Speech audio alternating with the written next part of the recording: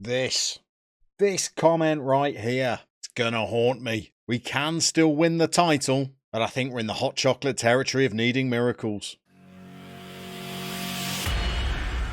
So here we go. Here's the situation. Last day of the season. We've shanked it. We've fluffed it. We've piddled it up the wall. We had the chance. It was all there for us.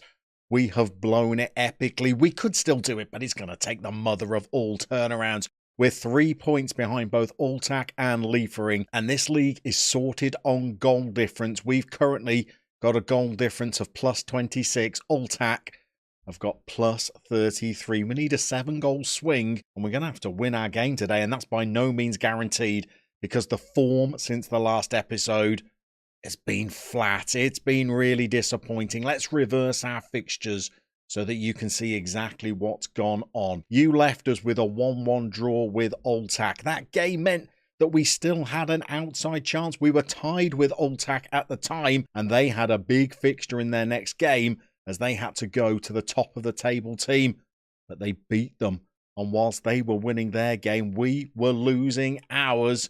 We went down 1-0, even though we dominated the match stats. They only had 3 shots on target the whole game. Okay, we only had 1 more, but we had some good chances, and we pressed, and we attacked, and we went hard, and we got done on the counter. So it meant that we really couldn't afford any more slip-ups in the run-in, but slip-up we did in our next game. We played Rapid Vien's B team. Now, luckily, Alltac were only drawing their game, so they were letting us back in. We could only draw ours. They took the lead in this game. Again, we were the better team. Again, they had chances on the counter because we were pushing, but it didn't come. And I thought at this point, the title had gone, promotion had gone. We won our most recent game, but my goodness, did we make hard work of this one as well. They had a man sent off. I knew it was going to be an uphill struggle when they had a man sent off. Our youngster, Alexander Mora, he scored what turned out to be the winner for us. We couldn't break down the 10 men to score more than 1 goal, despite having 19 shots during the game. We even tweaked the formation for this game as well, trying to invite the opposition onto us a little bit and countering. Everybody did their job, bar Ivekitch, who fluffed all of the chances that he was given. And so it all comes down to today's game.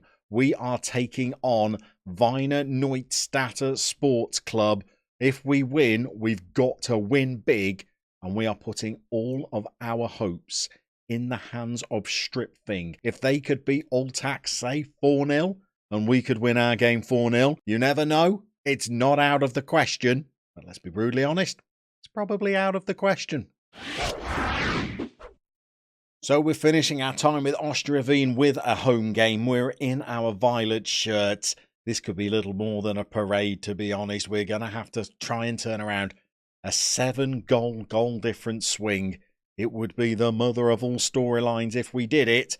I fear, without wishing to go too Jose Mourinho, I think the players have let me down in the run-in. Too many youngsters, too many players that don't fancy those big games. They just weren't able to get the job done. We've struggled to score goals in our recent games. It's 0-0 in the Alltac match. We just haven't been able to hit the back of the net.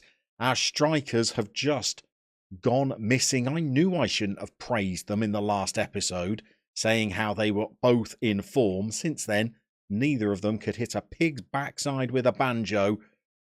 The saving grace has been young 17-year-old Alexander Mura over on the right wing. However, on that occasion, he's hit the ball straight at the keeper. I fear if we get to half-time 0-0, well, there's no way that we're turning this around. Alltac are still drawing their game. A draw is all they need to get promoted.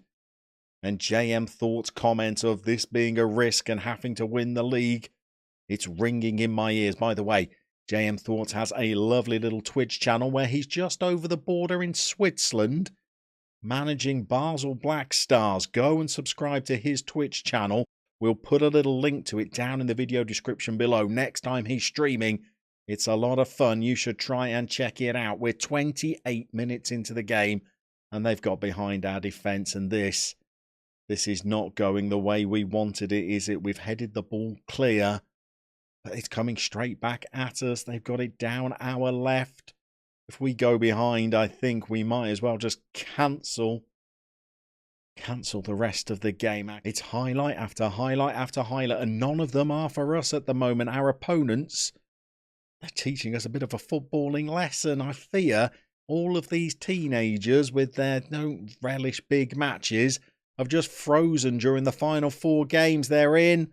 And not even Kate Bush can save that, and we're going down again. We're going down again. We've only lost 2 games all season. This will be defeat number 3.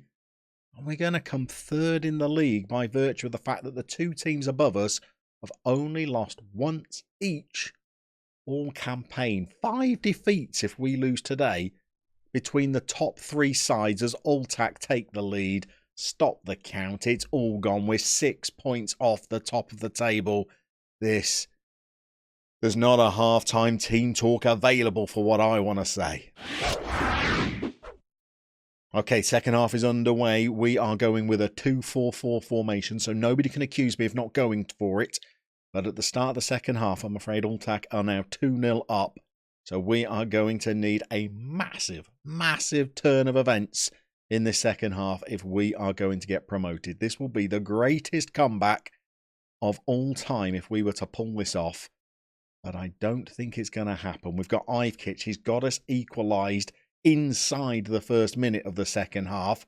He's run off celebrating. I think that's his first goal in 4.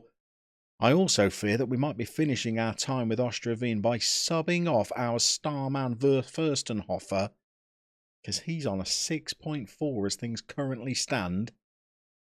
As Ivkic gets us the second goal, we might at least be signing off with a win, even if we're not going to be signing off with a title.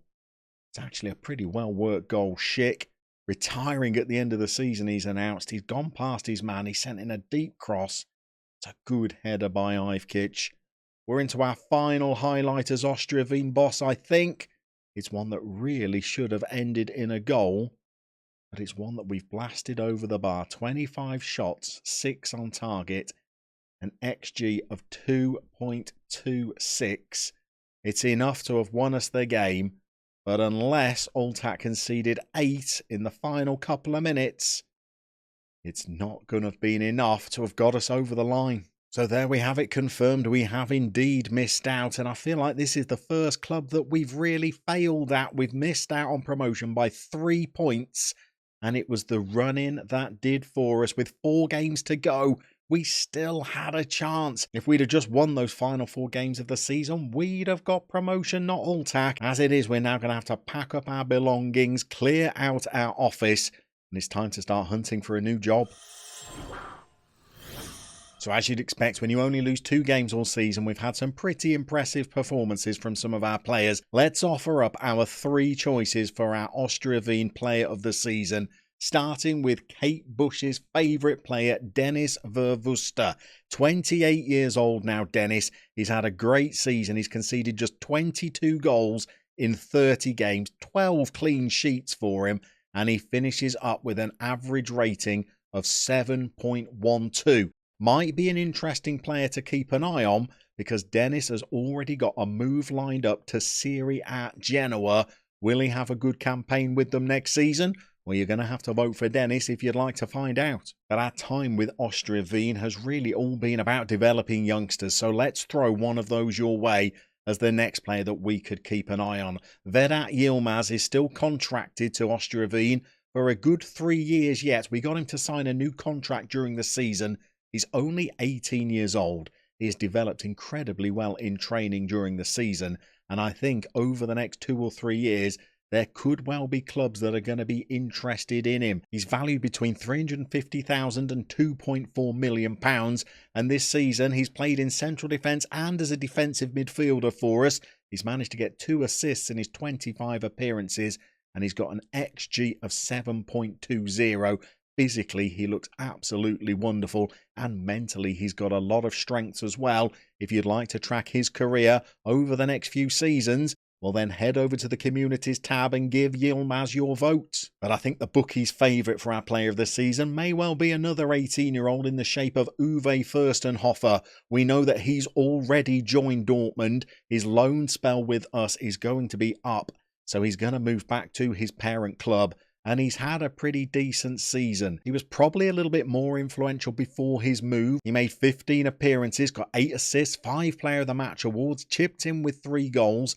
He got a 7.78 average rating. Since his move, his average rating has not been as high, and he's thrown in a couple of pretty ropey games, but he still managed to get 4 assists and 3 goals in those final 13 games, and Uwe Fürstenhofer will be strutting his stuff, probably with Dortmund's reserves, I would have thought, but still, over the next few seasons, it's going to be an exciting time. If you'd like to follow Fürstenhofer in future episodes, over to the Communities tab, give him your vote, but our next job is to check in with some of our former clubs and former players and see what kind of season they've had. So let's start with Dugapolian, a decent little season for them. They finished 4th and they're only 4 points off Varestin, who've been promoted to the top flight. So certainly, I think that's Dugapolia's best season since we've left them. But maybe they've been outshone by FK Pironia, because over in the Slovakian top flight, they've come 3rd this season, qualifying themselves for European competition next year.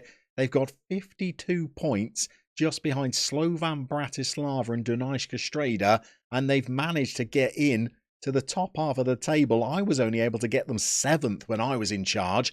A 3rd place finish shows that this is clearly a club that's going places. However, things have clearly not gone quite as well over at Benin. They've crashed out of their World Cup qualifying group, finishing bottom, and they've had a pretty miserable campaign. Plenty of defeats, very few goals. They're now moving into qualifying for the next African Cup of Nations. They've started that up pretty positively with a 1-1 draw and a 6-0 win, but it looks like they might still have a bit of work to do to qualify for that competition. But the big question, of course, is how did Górnik Zabrze get on in the Polish top flight? And it looks like they have been relegated. They've not come bottom. They've come 16th, but 4 points off safety means that Górnik are going to be dropping down to the level that we first joined them at. So that's how our clubs have been doing so far. Now let's check in on our players. And let's go in reverse order this time. And we'll start with Peter Juritka, who looks like he's had a bit of a disappointing campaign during that relegation season. He's started 30 games, but has only scored 7 goals compared to 32 in the season before. And alarmingly, his average rating has only been 6.56. He's still got a bit of time on his contract, so it looks like he's going to be playing for Górnik next season, but they'll be expecting a little bit more from PJ. A player that looks like he's had a better season has been Patrick Lejiang. He has played most of the season for Pironia in that 3rd place finish. He's conceded 37 goals in 32 games. He's kept 12 clean sheets.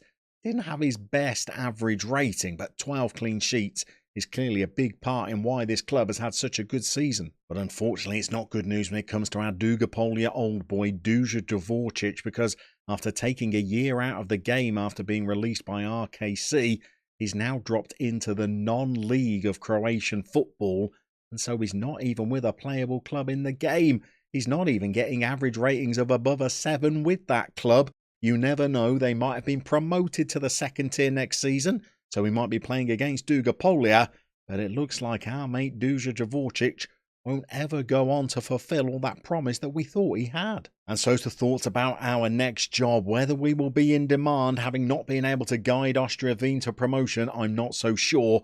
We've already applied for 3 jobs, we may as well show you. I don't think we're going to get any of them. But Valencia have just been relegated down to the Spanish 2nd tier, and they're only a 3-star club, so we thought that we'd go for a job with them. And West Ham have just missed out on the playoffs in the English Championship. And again, only a 3-star club, and we're a 2.5-star manager. So we've had a little bit of a punt, but a job that we are quite interested in would be with Kortrijk in Belgium, because they are a top division club. Obviously, they wouldn't be one of the favourites for the Pro League title, but it would be good to get managing in one of the top divisions again around Europe. Glancing down this list, there are some big clubs there that I think are going to be beyond us. Clubs like Olympiacos, I think, are not going to be interested in us, but it's time to start casting our net far and wide in search of our next club. But in the meantime, if you're struggling for inspiration for your next Football Manager adventure, why not go and check out this video? It might be that we mention a club in there that might just inspire your next save.